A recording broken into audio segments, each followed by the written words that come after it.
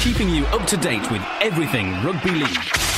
This is the Final Hooter on Radio General. It is the Final Hooter on Radio General. My name's Adrian Jackson, as always joined by David Parkinson as we talk Widnes and we talk Warrington. We've got a jammed-packed show on the way just for you. Absolutely packed and plenty of guests. Adrian, you've been eagerly grabbing hold of anybody you can of a Widnes and Warrington persuasion, haven't you? Certainly. We're going to hear over the next hour. We're going to hear from Stefan Marsh, Mick Cassidy, MacGraff Leuluai, Tony Smith, Joe Monaghan, Matty Russell, and also the legend that is for Widnes, Mick Nanyn. And as always on this show, we do it in two parts. So for the first half, it's all about this. I witness till I die. I know I am, I'm sure I am. I witness till I die. I think that's about the only time we can get away with this one in Warrington Hospital, isn't it? Without getting burnt or getting our head kicked in. That's it's all about Widnes Vikings for the first part of this show on the Final Hooter. And don't worry, Warrington fans, we haven't forgot about you. We'll be talking Primrose and Blue as well. So plenty to kick on with. But for Widnes Vikings, after a bad start to the Easter period by losing to Warrington on Good Friday, got back to winning ways against St Helens on Easter Monday. With a well-deserved victory, and then they carried it on with a hard-fought but deserved victory against Salford Red Devils, and they called them the City Reds. Everybody's been doing it. And to be honest with you, the Black and Whites were coasting, weren't they? But, oh my word, Salford very nearly pulled it off. Yeah, I think that's down to probably the Morley factor and the Gareth Hock factor, isn't it? Because Hock came up with a couple of tries there, and, I just get the feeling that Widnes had just eased off that little bit too early, and it made things interesting, certainly heading into the last 10 minutes. But I mean, to be honest, Salford scored 2 tries in the last 5 minutes, didn't they? So they were never seriously in contention. You know, it was a good performance from Widnes Vikings in the end, and Reece Hambry's found his scoring mojo again, hasn't he? Can't stop scoring. 1 minute he couldn't score, now he can't stop. Yeah, that's true. I mean, he grabbed 2, didn't he, in the Challenge Cup tie, and I think, was it also 2 that he scored against St Helens as well on Easter Monday? You could see how badly that tackle was from St Helens, because he still his eye patched up on Sunday after that brutal encounter on the Monday. I thought he was just pretending to be a pirate. Reece Hambry the pirate.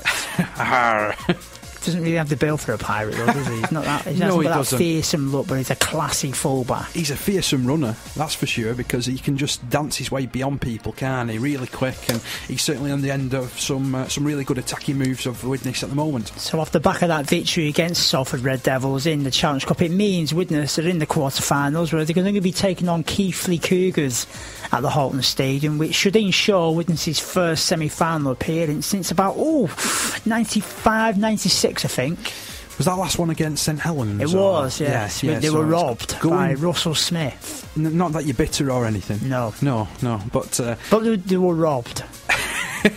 I think it's great, to be honest, that Championship clubs have got this far into the competition. Yeah, well done to Keighley, by the way. Yeah, Keighley came up with a hard victory against Swinton Lions in the last round, and that was a really good performance from them as well. But they'll have to step up about 20 gears, won't they, to even match Widnes once it gets beyond that half-hour, 45-minute mark. Well, the Cup game's 4 or 5 weeks away, so before that, obviously, the Black and Whites are concentrating on league form.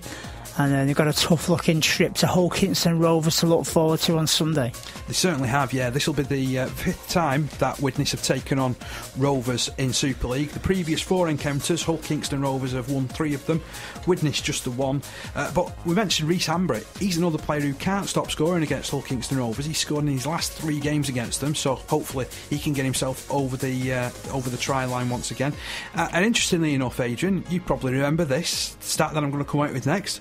Widnes are seeking their first away win against Hull KR in the summer era, and the last win there was back in 1993, end of November, 32 points to 10. I remembered it like it was last week. Who played fullback? Reece Hambry. Oh, you're about 20 years ago. I have no idea. Oh, no idea. A bit like Sergeant Pepper's Lonely Heart Club Band then, 20 years ago. I think it's Alan Tate. It probably would have been at that stage, wouldn't it? Yeah, but it'd be good if Widnes could repeat that, wouldn't it? it's going to be difficult because Hull KR, as Warrington found out, are a quality team, aren't they? And they certainly are a different team on that intimidating pitch at Craven Park. Yeah, they're rising gradually up to the Super League table as well, aren't they? Now with 10 games gone, they've won 4, drawn 1, lost 5 of their games, and they're just sitting outside the top 8 at the moment. Certainly are, and the coach, Mr. Dormy, Mr. Sandercock, he's a decent coach, isn't he? He's under difficult circumstances because he's always been tipped to be getting the sack after every game they lose, don't they? But he seems to have weathered the storm, shall we say, and they certainly are improving. Well, you say this, but Hull Kingston Rovers are preparing to offer him a new contract, aren't they? You know, so reading the stories and reading what's going on between the lines, I would expect Mr. Sandercock to get another offer of a contract and to be extending his stay there at Hull Kingston Rovers. But you're right, he's had to cope with some adversity there, hasn't he? Not least from his own fans, who at times have gone absolutely berserk, haven't they, when they've lost a game here or there. Now, after the cup game against Salford, obviously confidence is going to be sky high. The feel-good factor is surrounding the club, and Mick Cassidy said to me the club is absolutely bouncing. The club's bouncing, the fans are bouncing, lots of good luck messages off Twitter from the fans who follow me, and like I said, the team are excited. They're still a little bit sore, tired and mentally fatigued at the minute, but I'm sure when it sinks in, but you know, and when the next round comes up the week before, we'll get excited again. It's hard to get excited now from a player's point of view because you know you've got a league game coming up this Sunday, so you know I think, you know, underneath they'll be excited, but they'll just try and keep it to a little simmer. A lot of comments are made about the third game after the Easter period. Just how tough is it for the guys to raise up the game to the maximum? It's very tough, yeah. I was actually talking to Terry O'Connor about it, and he was saying, you know, the Easter games look really well. It doesn't like there's much fatigue there. I said, but it's the week after. But the short term of those 2 games, the intensity put into those 2 games. Certainly, if you've lost your first one, you go all out to win your second one, like we did, and then the guys have got to come and train, and you've got your Challenge Cup run. So you know your intensity levels is you've just got to keep them high, and the fatigue is going to get you eventually. But you know, luckily for us, we just we had enough energy at the weekend to hold out. Great team effort, but who was the star performer in your eyes? I think it's hard, you know, just to say one player, because like I said, it was a brilliant team effort. I think everybody had a good individual performance, and I can't really say there's one standout player. I mean, I think week in, week out, Willie Isa comes off the bench and gives us lots of energy, and he certainly did that at the weekend. He had to come on the field a little bit earlier than what he normally did, and I think he played 60 minutes, which is probably the longest he's played for us in his new position of middle third. So, you know, if there's anybody, I suppose, what goes with our ethos, it's Willie Isa, and I thought at the weekend he just showed his worth. You mentioned the good luck messages you've had from the fans. It's good to see the cup buzzes around Widnes and the fans are buying into it. Certainly is, yeah. I mean, like, you know, it's been a tough couple of seasons getting back into the Super League and finishing bottom in the first year and doing better last year. But the fans have stuck with us, and you know, it is good to the fans get some rewards, but by watching the team win, and certainly with the Challenge Cup, there's a lot of history goes with this club, and I'm sure a lot of the fans have been to the old Wembley, and they'd like to see Widnes go to the new Wembley. And you know, like I said, come Challenge Cup week, we'll certainly be going all out that week to get into the semis. In Keith is so the bookies will say you're odds on favourites. Yeah, but I never bet, so it doesn't matter what the bookies say. Like I've said, that you know that they're a team who are playing really well, mid-table in their competition, and it'll be their cup finals coming here and beat us on our own pitch. And so our target is, like we always talk about, win every home game, no matter if it's a league or cup game, and we'll be preparing just as good as we do for Keighley, like we do for Wigan, Saints or Hull KR. Hopefully there'll be no cup giant killing act here in a few weeks' time, but before that, got Super League to concentrate on, and you're on the road again against Hull KR. Certainly, yeah. Like I said, as soon as the guys come back in tomorrow, we'll put the Salford game to bed, and we'll then talk about Hull KR, talk about the heavy defeats we've had the last couple of seasons, talk about the fact that they're playing really well, got a lot of good players, they've got a big pack, and you know they can score tries against you if you're not switched on. So you know we know how strong they are. I think that's where their strength is in the pack. Certainly is, yeah. You can tell he's gone for a bigger pack, and and it's working for them. They've had some good wins, and certainly the win against Warrington was a very good win. And on the home pitch as well, they're a lot tougher. You know, it's a very hostile crowd. The crowd are really good there. They get behind the team, and you know, if they start well, you're in for a tough day. Certainly are, aren't you? If they start well, you are in for a tough game. You are, yeah. I mean, they've got some real... I know that Mick was going on there about the middle unit, if you like, of the Hull Kingston Rovers pack.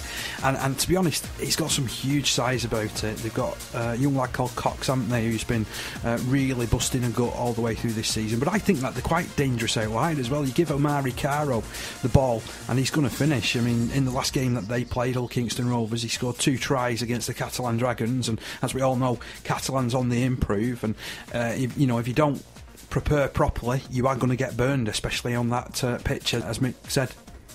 So it is going to be a tough journey for the Vikings, and like you say, they seem to be great at home, seem to be struggling away from home, so that's something they need to rectify quickly. To be fair, I think that's that affliction is most of Super League, isn't it? You know, there's only really Leeds who are battering everybody at the moment and not conceding many points, who seem to have got over that. You know, St Helens have been okay on the road. They've had a bit of a 9-day blip, haven't they, where they've been bounced out of the Cup, and they've lost the games to Widnes and Wigan, of course. And you know, it just shows that you get to this sort of stage of the year where you come after the Easter period, and it's a real tough ask, isn't it? You know, of a lot of players, which is why it's extra interesting that teams are looking at maybe reducing the fixture load next year. It was a tough ask for Widnes to go to Salford last Sunday and defeat the City Reds on their own patch in the Challenge Cup last week. That's exactly what they did, and MacGraff Leuluai even agreed with us it was a tough place to go, but to come away from there with a victory was good. To go there, Salford, to get a win was really good for us. Good to be back on the winning road away from home as well after tasty defeat at Warrington. Yeah, definitely. We seem to struggle a bit when we go away, but to get another win away is a really good boost for the team, and it's better coming into training when you've had away win. What do you think the key to success was on Sunday? I think for us it was just to keep working hard for each other. You know, we emphasise that a lot during the training week. Keep working hard, always pushing each other. So to go out there and to hold on to the last minute was really awesome. Ahead of the draw, everyone around Widnes were hoping for a home tie. They got that. Hoping for the Championship club, we got that. So everyone must be doubly happy. Yeah, I guess we're happy mainly because we got a home game. We're quite confident at home, especially with the fans behind us. But to get Keighley, it's alright. We definitely have to treat it as any other Super League game because anything can happen. As a former Championship player from your days at Lee, you'll know all about Keighley, so you'd be telling the guys about what to expect. Yeah, definitely. Back at Lee, I think, at Lee, I've played there before, so anything can happen. I don't really know much about their team now, but yeah, they will be definitely coming out to win, so we've got to be on our best behaviour. Back on the road again, and it's the Hull Kingston Rovers. That is going to be a tough away trip. Yeah, definitely. Hull away, I think, is one of the hardest away games, and especially with their fans behind them. It's a park where the fans really get behind them, so it'll be a tough one. I suppose it's going to have to be the same kind of performance against Salford if you're going to secure those 2 points. Yeah, definitely. We're going to have to be mentally ready to go there and do a job. They're a strong team. I think they're travelling well at the moment, so it'll be really tough. You've been at the club now for about 4 or 5 years. How are you finding 2014? Yeah, I'm really enjoying it. I think I'm enjoying it the most this year. The boys are really bonding together. I know most of the people around the club in the office too, so I'm really enjoying it here. Like see yourself and Ben Cavani, probably the longest serving players here at the minute. Yeah, I think Kev's been here a bit longer. He's pretty much he's a son here, so it's definitely good to come through the grades or come through from Championship with Ben and also Dave and that. What's been made about guys coming from the Championship to Super League? How did you find the adaptation? At first, I found it quite tough. My first year, I think. I wasn't too ready for the full-time thing. Like I was working part-time and playing championships, so to come in and play full-time was a bit of a shock to me. I struggled a bit in my first year, to be honest, but as it's gone on, I've adapted better. Yeah, man. Very laid back, isn't he, MacGraff Leuluai? He is, he's really laid back, but a good player. He's been playing really well, hasn't he, at the moment for Widnes? I mean, to be honest, the game that he put up against St Helens was probably his best since he's been at Widnes. For me, he's been pound for pound a bargain bucket signing, really, hasn't he, for Widnes? But he's really come along. Like I said, a lot's mentioned about guys swapping the championship from Super League. Everyone forgets MacGraff Leuluai came from that route. He did, yeah, you're right. And he had a season at Widnes, didn't he, before they went into Super League, and that obviously helped him out immensely, even though there was a big turnover of players at the time. And I think that he's done really well as MacGraff. I think that he's one of those underrated players who will always come up with an effort, and I think that you just need that honesty in your team. Now, one player who's been there and done it for Widnes Vikings in the Championship days with Mick Nanyn, and you caught up with him as he recalls his time at Widnes Vikings and how he mentioned it all came about due to a phone call from the one and only Steve McCormack. Steve left to go to Widnes, and I remember the phone call. He rang me and just said, "Luke, do you want to come with me to Widnes? You know, I want to take you there when you first signing, sort of thing." And I couldn't turn that down. It was going full time, and it was an opportunity that I'd not had in my career up to then, and I decided that was the right move for me. So were a lot of players at Widnes full time that season? Yes, majority was full time the first season. We did have half a part time squad, which included Lee Doran. Ian Watson was part time at the time. And a couple of others who would come in, and we would sort of have an afternoon/night session, which was a little bit frustrating and confusing, but it seemed to work for a time. But I don't think we ever really hit any great form that year, to be fair. Really? Because there were some big victories, though. Yeah, there were some very big victories, and we had some really big name players. And I personally don't think we hit as well as we should have done. That. It took a while to settle. Got a lot of young lads from Wigan. Obviously Bob Bezic, he was one of the Wigan lads, and James Coyle was there at the time. I thought they put a lot of pressure on Coyle, or seemed to. Or the fans certainly did. They almost expected him to be running the team round at a fairly young age. Yeah, they expected a lot. Bob to be fair to Bob, he caught on quickly, and he adapted quite quickly to it. I wouldn't say immediately, but I think, very quickly he did. So I think there's a big transition from coming from an under-19s environment, probably touching a little bit of first team at Wigan, to playing at that intensity and that level every week against men. There's a massive difference, and I think, some players take to it a lot quicker than others. I think Bob was one of them. He really took to it because he was tough and he was fit, and, he worked really hard, Bob. And, I can't speak highly enough of him because I played outside him. Right. He played as a ball handler as a 13 at the time. So, we had quite a good relationship, and I think he took to it better than most did. But I think at the time, because a lot of the lads had played in Super League and played at that higher level, I think they thought it was going to be a little bit of a breeze coming to the National Leagues.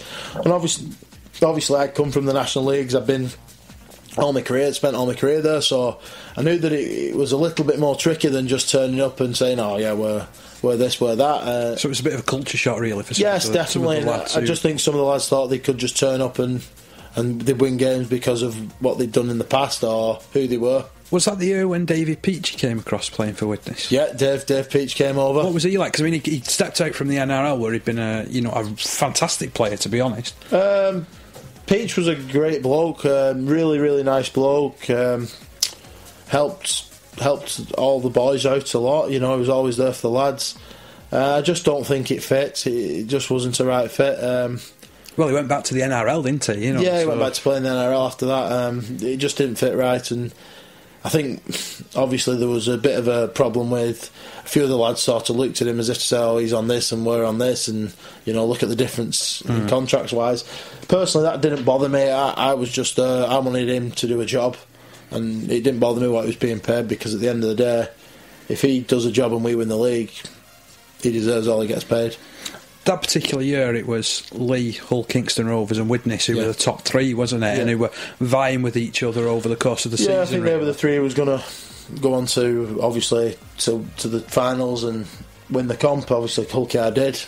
I think Leigh died off a little bit, didn't they, towards the end? Yeah, actually, I seem to recall a game where you put the boot in, so to speak. I think you get to about 6 or 7 goals and ended up with the Widnes winning quite comfortably in the end against. Yeah, I vaguely remember that. I think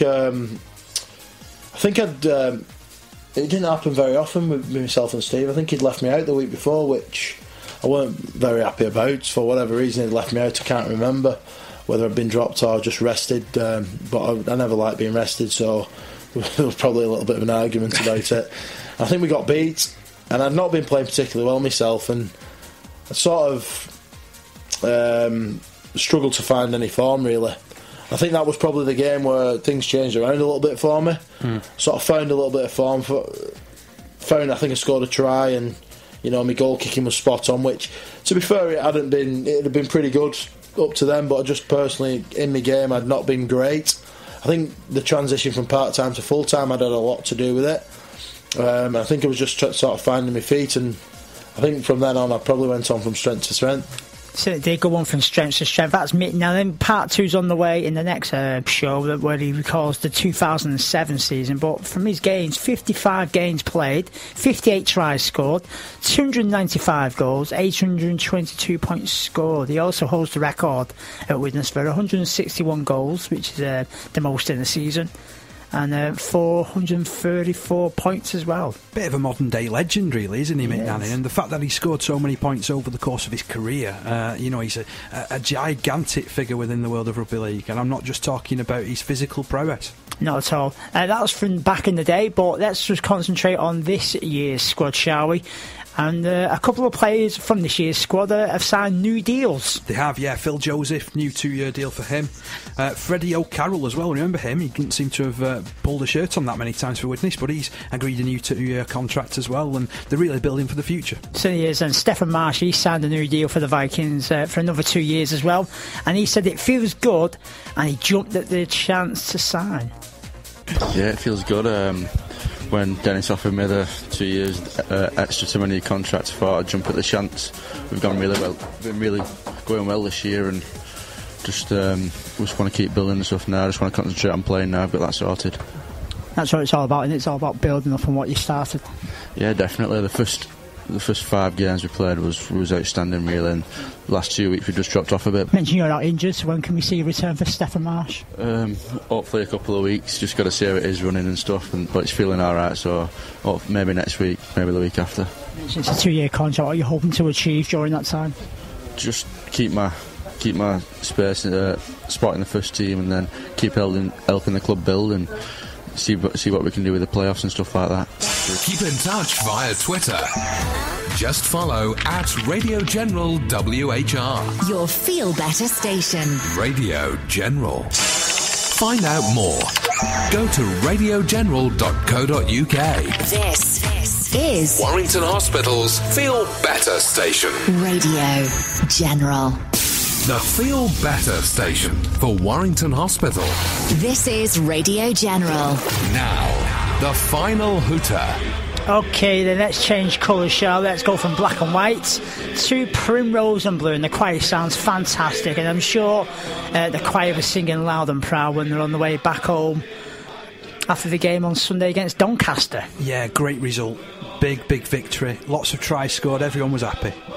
Everyone was happy, including Tony Smith, who we're going to hear from very shortly. Joe Monaghan was happy as well, and we'll catch up with Matty Russell, who's just signed a new 4-year contract. It's been a bit of a busy couple of weeks, hasn't it, really? Should we get rid of the choir? Yeah, go on.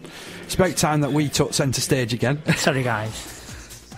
Yes, it's all about the primrose and blue now. Warrington, having tasted defeats at Castleford on Easter Monday, got the result they were looking for. And I suppose it was an expected result against Doncaster, but you still had to turn up and produce the goods, and they did do. That's true, yeah. I mean, it's nice to see Chris Bridge getting in on the scoring act. I mean, I think he came up with 4 tries, kicked 10 goals as well. What is a rare turnout really this season for Kevin Penny in a Wolves shirt. We've seen plenty of him playing for Swinton and really piling on the tries, but he played really well in the Doncaster game, crossed for a hat-trick, and for me should be in the team again next week. obviously with the experience which Warrington have, Doncaster never really stood a chance, did they? I mean, it was 30 points to nil at half-time. Russell grabbing a try, Atkins scoring one. In the second half, Dwyer picked up the baton.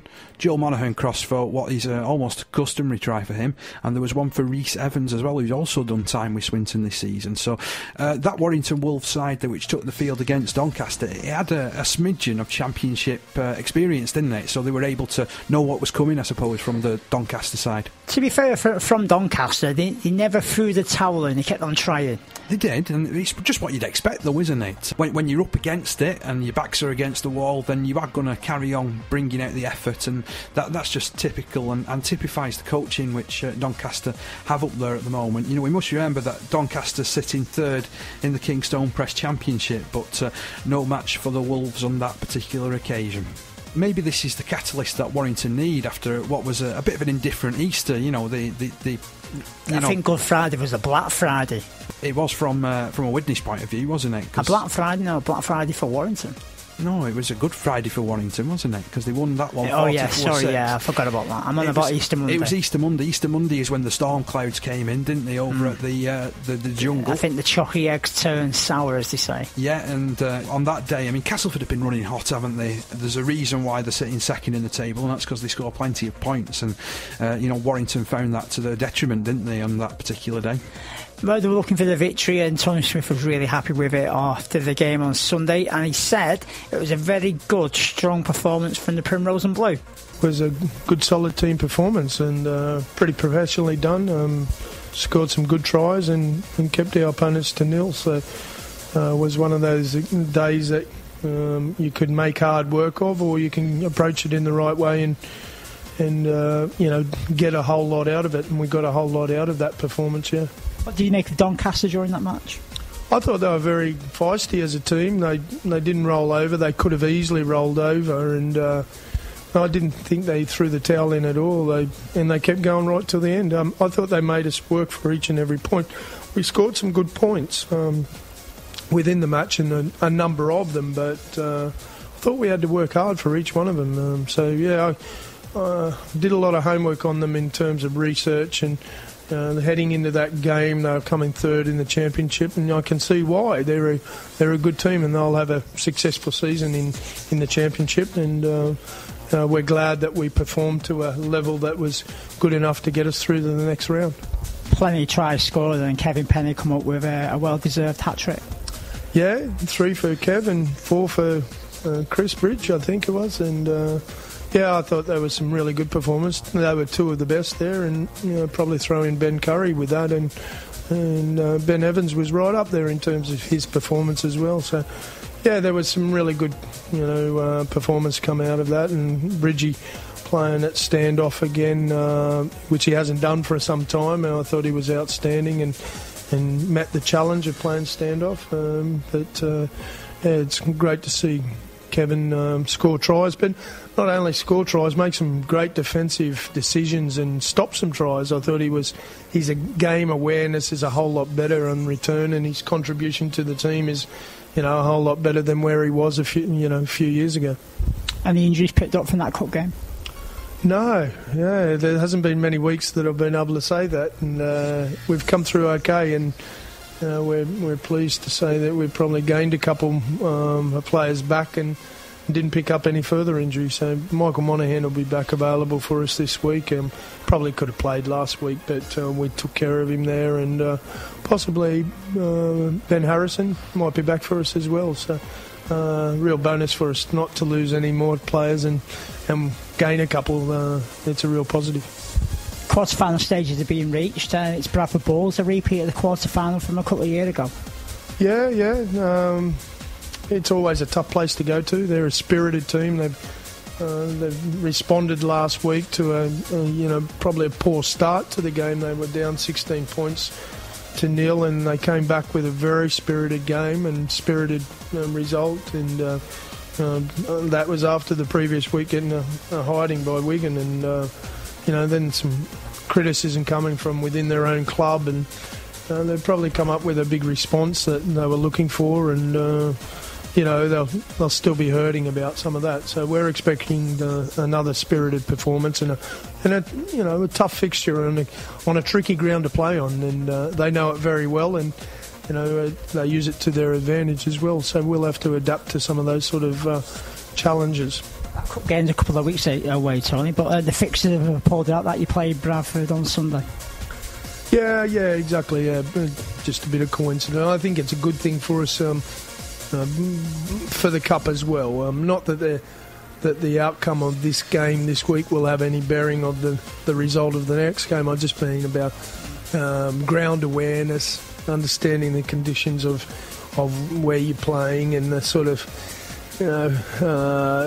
situations that you can find yourself in terms of their ground. It's quite different having the racetrack around it and the sloped up corners, and they use all those sort of things to their own advantage. So having some knowledge and some recent knowledge of where you're playing, I think, can help you in preparation for matches.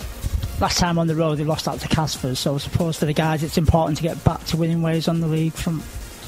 Yeah, it'd be nice. We just want to perform well, and whether it's away or whether it's at home, we try to perform as best we can. But we certainly want to play better than what we did on our last Super League outing. But we learn a lot about that, and hopefully we can avoid those sort of days. Every sporting team has their down days, and that was one for us. But sometimes that can kick you into gear and not to have those sort of days again, so they can be do you a favour in some respects, but they're horrible when it happens to you at the time. Hopefully it'll be a winning day on Sunday.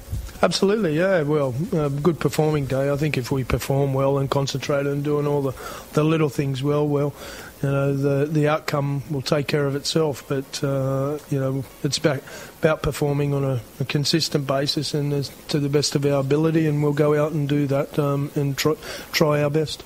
So I'll tell you one thing though, if they don't get the results in their favour, I'm sure he won't be just saying it was a good performance.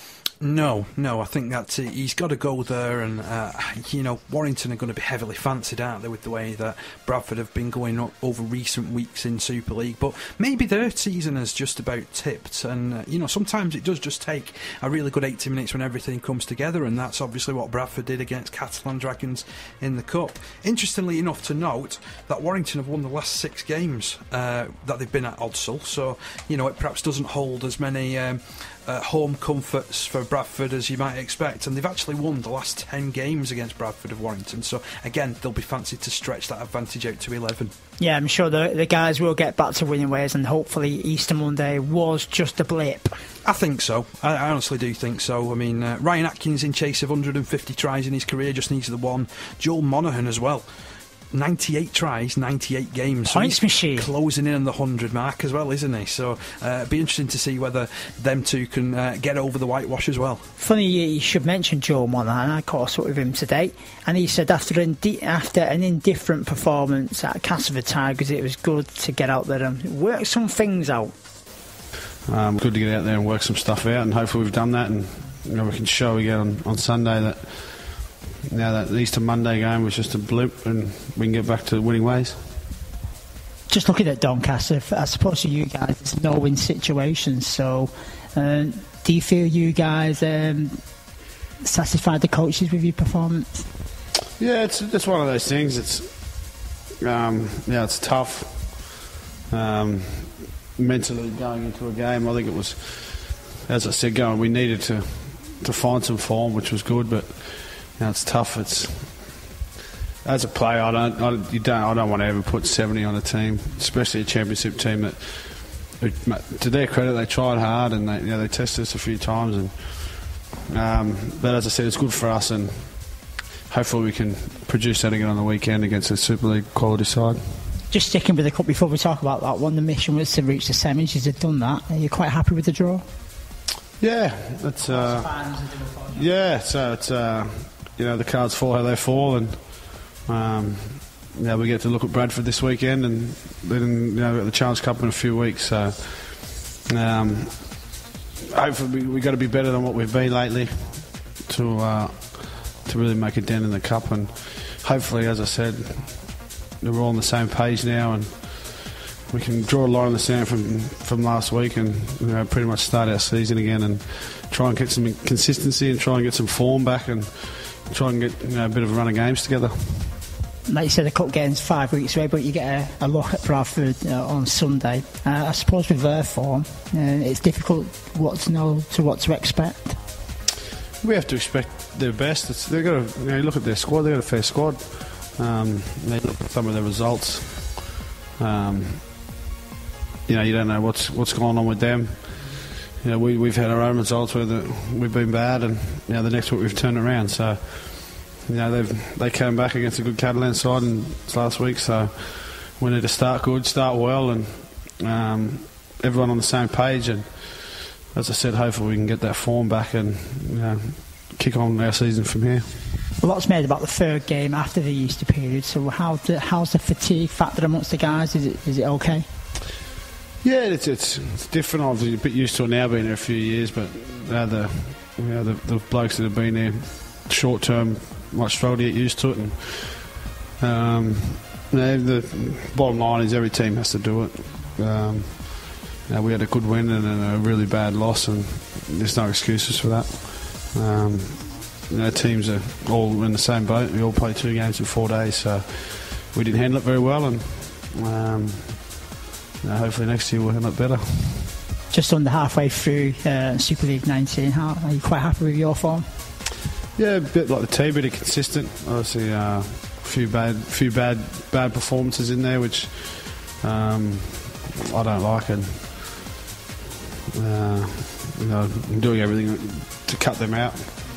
It's a bit like the team. We can be really good one week and then have an off week. So hopefully, as I said, we can put that behind us and start from here and pretty much start our season. We've had the Easter break over now, and we can really kick on from here and start our Super League and Challenge Cup run. So really looking forward to it, actually. And it's the last Super League game against Cass is one to forget, and I think myself and a few boys included will be out to rectify that on Sunday.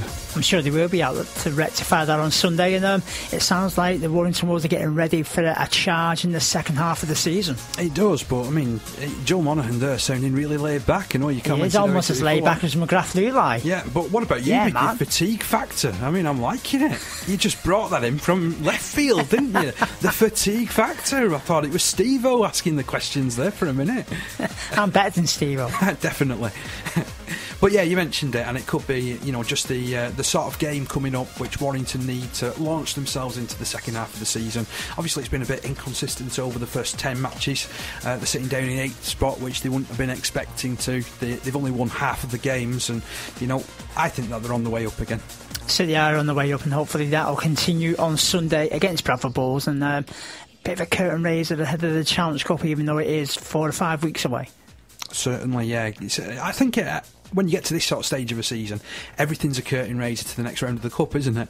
It is, certainly is. The other draws in the quarterfinals of the Challenge Cup sees Lee having to travel to Headingley to take on Leeds Rhinos, and Wigan are at home to Castleford Tigers. So looking at our teams, I'd expect Widnes and Warrington to be there waiting for the winners of those two teams. Yeah, wouldn't it be great if both of them get through to Wembley and we can go a Warrington-Widnes final, a repeat of 75, that'd be ace. It would be, wouldn't it? And then there was a time back in 1950 as well, wasn't there, when the two sides played against each other? I don't remember that one. It's before my time, that one. Only just. I'll have to get somebody else in to remember that one. But anyway, it was a double celebration for Matty Russell on Good Friday. Not only had he participated in a big victory for Warrington against Widnes Vikings, it was also broke on the day as well that he signed a new 4-year deal. And this is what he said about his new contract. It was a double celebration off the back of a 4-year contract for yourself? Yeah, definitely. I'm really happy to sign that 4-year deal. I weren't I spoke to Simon and spoke to Tony, and I weren't really bothered about going anywhere else, and it just to sign a 2-year extension onto my deal was really good. And obviously you've got time now to settle into the club and extend your career with the club. Yeah, definitely. I think it's like my first year. I've only played a couple of games so far, and a couple of them was off the bench too, so the more I get settled in, I think the better I'll become. short interview, but he's right, isn't he? The more he gets used to the club and the surroundings, he is going to get better, but he's had a great start. Yeah, I'd agree. I think during this inconsistent period which Warrington have been having, he's been one of the standout players, hasn't he? Always beats the first attempted tackler, and just his strength as well, and the way that he can turn and just burst into speed again. It's very reminiscent of, dare I say it, a young Jason Robinson. Yeah, he certainly has got the skills, and I suppose it's funny how you mentioned that one, because that's where he started, was at Wigan, wasn't it? It was, yeah. I wonder whether he's been watching the old videos, maybe of he's not that old, Jason Robinson, is he? Billy Wiz, he's been retired 10 years, hasn't he? Is he really? That long? Yeah. Well, wow. He's not played a proper game for about 12 years, has he, when he went over to play rugby union, so... You said it, not me. Always controversial. Right, a date for you, Dad, for you Warrington fans. Don't forget, Thursday the 15th of May, it's going to be to mark the final ever game at Wilderspool. Yes, it's back again, that saga that we had many years ago, 10 years ago, when it was the final game at Wilderspool ever. Apparently it's going to happen on Thursday the 15th of May. Now, there's going to be a lot of interest in this one, but the club are asking you to contact Wolfwear to get yourself a ticket. £3 for an adult, £1 for juniors. They're on sale from the 1st of May, so if you're going to get yourself a ticket, you better get yourself down to Wolfwear. By the way, season ticket holders have got priority for those tickets. For the rest of the people after the 1st of May, it's all about the general sale. That should be the last ever sellout at Wilderspool, won't it? The final game at Wilderspool. It's been a long time in coming, hasn't it? But it's nice to see the old girl getting a send-off it probably deserves. Yeah, it'd be interesting to see how that one pans out. I might even get myself down there. Yeah, why not? You could go and interview a few people, you never know. I might get me old dictaphone out. Really? Just because it's the last ever game at Wilderspool, I might go down there with something a bit more nostalgic. Will you be ringing the studio up as well, whilst you're down there? Well, why not? Anyway, that's us done and dusted. Enjoy your rugby league. Good luck to Warrington, and we'll be back again sometime soon.